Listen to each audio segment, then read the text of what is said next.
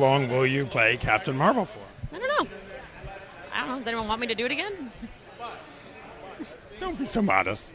I don't know. I really don't know. I don't have the answer to that. What is good, YouTube? Warstu here with another video of the future of the Marvel Cinematic Universe. Now Phase 4 is done with. We have lots of things to look forward to in Marvel Phase 5 starting next year. So, yo, what is freaking good, YouTube? Warstu here. If you are new around here, make sure to subscribe to never miss any of the Marvel, DC, pop culture based content that we try to deliver on a daily basis. If you could, subscribe to the channel, turn notifications on, and let me know down below what project, whether it be Disney Plus or movie, are you most looking forward to in 2023 and or either in Phase 5. There's a lot to go over in this video. Today, we're going to be going over the Marvels, currently known as Captain Marvel 2. So if you could check us out on Instagram at Warstu to see the beautiful face behind the beautiful voice. Check us out on Twitter, WarstuG, because I've got like 12 followers over there. So we've recently got an official synopsis for this movie, which does literally confirm the plot leak to be real. Now, what I find interesting is I tagged the Brie Larson clip being very sarcastic about how long she's going to play Carol Danvers for. So let's break it down. So this movie, they're pushing away from it being a Captain Marvel movie, even though essentially it is Captain Marvel 2. The first movie banged over $1 billion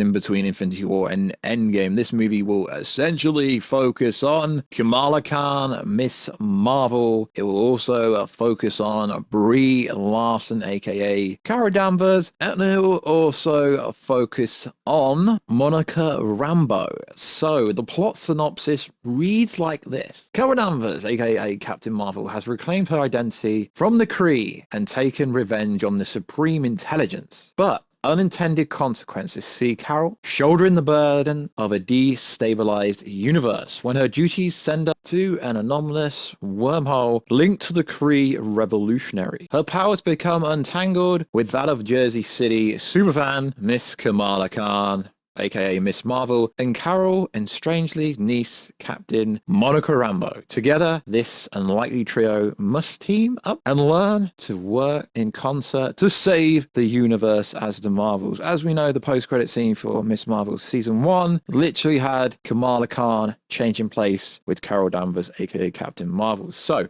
this literally correlates to a plot leak that's been going around for the longest time ever. So, Ben is played by Miss Ashton, who is the real-life partner of Loki, aka Tom Hiddleston, is the regular leader of the Kree. No side faction or anything like that. In flashback, she witnesses Carol attacking the Supreme Intelligence and that villain origin story. The Kree refer to Carol as the Annihilator. That's interesting. So Ben has one bangle. Kamala has the other. No idea how she uses it. She uses it to weaponize, but she needs both bangles. There's a funny line where Ben demands to know how Kamala got such ancient and powerful artifacts, and Kamala responds, "My grandmother sent me in the mail. It wasn't explained in the rough cut that I saw." But Monica, Carol, Kamala begin to switch places every time they use their powers. Monica is working on the space station, the sword, the peak headquarters with Nick Fury is at home. Carol is trying to sneak into Kree Skrull Peace Summit because she doesn't trust Dar Ben, who is the leader of the Kree. So, Carol starts fighting Kree soldiers and then begins switching with Kamala and Monica. And the Kree soldiers start switching with her. So at one point, Carol is on the peak with Fury, with Kamala, at the Peace Summit, and Monica is fighting Kree soldiers in Khan's living room, whilst the Khan family tries to hit them with brooms and fights them around, screaming. Very funny sequence at the end. Everyone, Fury included, ends up in Khan's living room except Kamala. The ending scene is Miss Marvel's show in the direct correlation to the Marvels.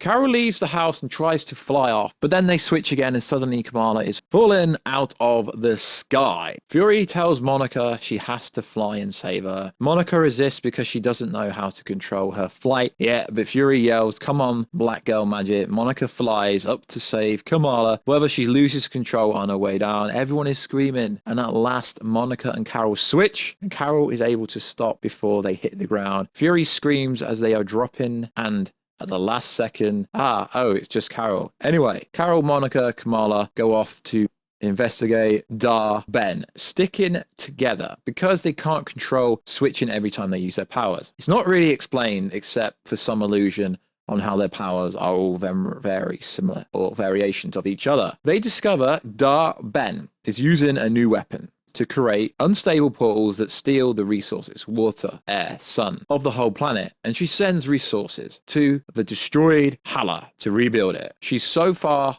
destroyed one planet at the beginning of the film for its atmosphere. So she destroyed the second scroll, peace talks. Then she goes after Aladna to steal their water. Carol has already been to Aladna and is reluctant to go back because she is the princess, married to Prince Yan. In an accidental diplomatic mistake, everyone on Aladna sings as a way of communicating. Bree sings. She has a lovely voice, but it's an awful sequence. They realize this planet is Ben's next target, and they go there to help fight her to protect the planet and stop her rampage. The girls bond well before this in a montage on Carol's ship on the way to Aladna. Monica helps Carol get used to working with Kamala. Carol yelled at Kamala in an early scene because Kamala froze up in a pivotal moment. Monica reminds Carol that Kamala isn't a soldier. Monica and Carol also have conversations about how Carol left and never came back. All three kind of work through their issues. It's later revealed that Carol did intend to come back and visit Maria more than once. Prince Yan doesn't have a crush on Carol. He and Carol are married, but Carol and Prince Yan seem to have a very platonic friendship and mutual respect. Nonetheless, Carol is very embarrassed about it and reluctant to visit Aladna. It's played like she didn't understand the customs and accidentally got diplomatically married to the prince at some point in the past. However, the citizens of the planet worship her as the princess. Prince Yan himself is cool though, and isn't played as a goofy trope though, but it is an awkward sequence that goes on for entirely too long. Monica is weirded out by the whole situation. Kamala is excited. Monica asks if Kamala is going to put this in her Captain Marvel fanfiction, and Kamala says yes. Anyway, Carol realizes that she's going after every planet Carol has ever called home in the act of revenge. Earth is the last part of her plan. Meanwhile, Fury takes Kamala's family up to the space station to keep them protected, so he can monitor the situation from there. A side plot on the space station. With Fury, some tech finds some weird eggs inside all the space station machinery. They're all really worried about some sort of alien attack. The eggs hatch, and it's revealed they're new baby furclin kittens. Chaos ensues on the spaceship. Fury gets another eye, loses another eye. Later, the space station is damaged by Ben when she attacks Earth in the climax. There is not enough escape pods to get everyone off the station before it crashes. Fury comes up with an idea of feeding everyone on the station to the fluorochronic kittens, then putting all the kittens on escape pods and getting to Earth safely. It's amusing, bizarre, and the whole film has this really weird tonal clash between a standard Marvel movie and something goofier like The Guardians. Monica and Carol go to Hala. It is raining for the first time on Hala, and the surviving Kree are celebrating because Ben brought atmosphere and water back to them. Carol realizes the Annihilator is accurate from their perspective. She destroyed this planet, and that survived are struggling, and she's the great villain in their eyes. So she has a moral reckoning. Stopping in Ben means destroying Hala all over again. Monica gives her a little pep talk. Basically, amounts to, we can't save everyone, we have to let Hala be destroyed again. Carol reaffirms her desire to stop Ben. In addition, Ben destroying the planet's her creation of portals makes the universe unstable, increasing the likelihood of incursions, which is another reason they have to stop her. An incursion happens in the climax. Carol fights Ben with Monica and Kamala, trying to fix the incursion. Monica ends up flying through this tear in the universe and fixes it on the other side and ends up stuck on the other universe. So as we know, this is a cosmic movie and it's all building up to Secret Wars. So there was a recent plot information came out courtesy of the Heavy Spoilers show where he said this to do with Kamala. The reports claim that there are a lot of movies that are going to have a big push to be connected towards the multiversal saga that will not initially be realized. So essentially says Captain Marvel 2 will be one of those. Kamala Khan's bangles from Miss Marvel will have the ability to pull across from other dimensions. I presume they're going to use this to transport things and transport people, and this is why, essentially, in a roundabout way, Kang will want to get his hands on the bangles in theory, and I guess the 10 rings, because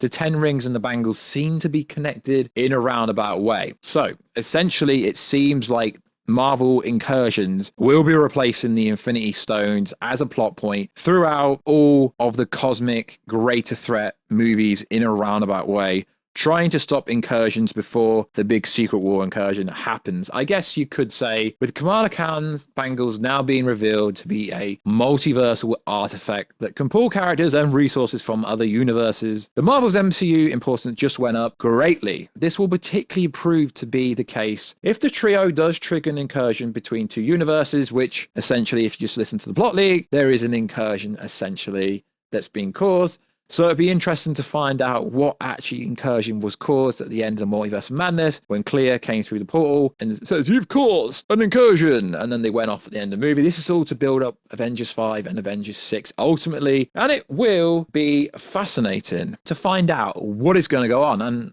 it does somewhat make Captain Marvel 2 really important from the aspect of Miss Kamala Khan. So let me know, guys, do you agree that the synopsis basically confirms the plot leak? And it was also confirmed after D23 that they will be going through reshoots in January. This is quite standard. But the plot synopsis essentially does literally go over most of the main plot points when it says the unlikely trio must team up, plan to work together in order to save the universe. So essentially what it's saying is Kamala is actually going to be a really important character going forward, and I foresee her getting a season 2 of her own TV show because that would be more connective tissue.